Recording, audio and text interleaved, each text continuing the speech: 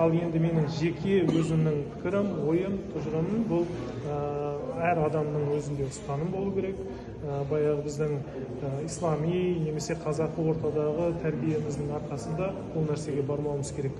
Бұл жерде енді басты адамның ішіндегі тұрған стержен, бұл тәрбие болу керек. Отбасыдан, бала-шағадан, жас кезімізден сол нәрсені бойымызға сіңіріп, сол арқылы өмір сүруіміз керек. Енді мынау батыстық өркениеттің, мына ғаламданудың бір белгілері ретінде оның барлығын заңға енгізу мәселелері әрине керек, бірақ оны асыра сілтеуге қажет жоқ деп ойлаймын.